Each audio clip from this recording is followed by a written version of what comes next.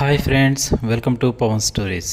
Thursday సత్యమేవ జయతికి స్వాగతం. భారత్ పాకిస్తాన్తో సింధు నది జలాల ఒప్పందం రద్దు చేసుకుంది. వెంటనే పాకిస్తాన్ సిమ్లా ఒప్పందాన్ని రద్దు చేసేసుకుంది. అసలు ఈ సిమ్లా ఒప్పందం ఏంటి, దాని వెనుక కాంగ్రెస్ చేసిన తప్పిదం ఏంటో ఈరోజు తెలుసుకుందాం. 1971 డిసెంబర్ 16 నాడు పాకిస్తాన్ భారత్కి మధ్య జరిగిన యుద్ధంలో భారత్ ఘన విజయం సాధించేసింది. అప్పుడే పాకిస్తాన్ రెండుగా విభజించబడి బంగ్లాదేశ్ అనే దేశం ఏర్పడింది. ఇది మనకు తెలుసు. అయితే చరిత్రకారులకు మాత్రమే తెలిసిన మరో విషయం సిమ్లా ఒప్పందం.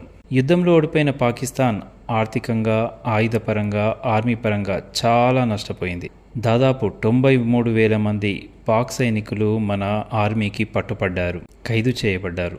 భారత ఆర్మీ సుమారుగా 5,319 చదరపు కిలోమీటర్ల విస్తీర్ణంలో పాకిస్తాన్లోకి చొచ్చుకుపోయింది. లాహోర్కు దగ్గరగా ఉండే సియల్ కోట వరకు భారత ఆర్మీ వెళ్ళగలిగింది. అంటే ఈ భూభాగం మొత్తం భారత ఆధీనంలోకి అప్పుడే వచ్చేసింది. అయితే పాకిస్తాన్, అమెరికా, రష్యాల సహాయం కొరగా వాళ్ళు ఇందిరాగాంధీకి పాకిస్తాన్తో శాంతి ఒప్పందం చేసుకోమని సలహా ఇచ్చారు. ఇక్కడే ఇందిరాగాంధీ గారు తప్పు చేశారు.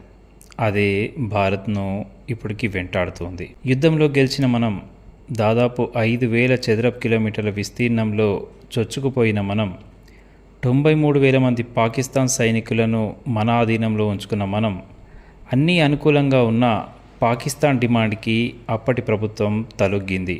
ఎలాంటి డిమాండ్లు చేయకుండా వాళ్ళందరినీ వదిలేసింది. ఆక్రమించిన భూమి మొత్తం తిరిగి ఇచ్చేసింది. 93,000 మంది ఖైదీలను వదిలేసింది. పైగా ఇక మీదట మీతో యుద్ధం చేయమని, ఏదైనా సమస్య ఉంటే కూర్చొని మాట్లాడతామని ఒప్పందం కూడా చేసుకుంది. ఇందులో భారత్కి అనుకూలంగా ఏదైనా ప్రయోజనం ఉందా? ఒక్కటి కూడా లేదు.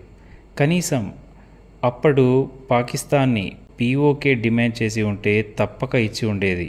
ఇది అందరికీ తెలిసిన విషయమే. కానీ అప్పటి ప్రభుత్వం ఎందుకు డిమాండ్ చేయలేదో దేవుడికే తెలుసు.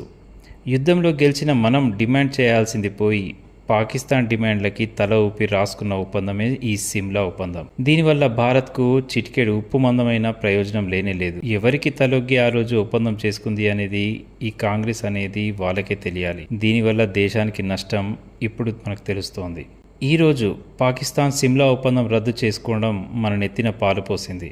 ఈ దిక్కుమాలిన ఒప్పందం ఇప్పటికీ రద్దయినందుకు ఒకంత సంతోషమే. 1960లో సింధు జలాల ఒప్పందం కూడా అలాంటి దిక్కుమాలిన ఒప్పందమే. సింధు జలాలలో 80% పాకిస్తాన్కు, 20% భారత్కి అని ఒప్పందం చేసుకుంది అప్పటి కాంగ్రెస్ ప్రభుత్వం. ఇది ఎక్కడ న్యాయమో ఎవరికీ తెలీదు. ఈ రెండు దిక్కుమాలిన ఒప్పందాలు ఇప్పటికైనా రద్దయ్యాయి. జై హింద్, భారత్ మాతాకి జై.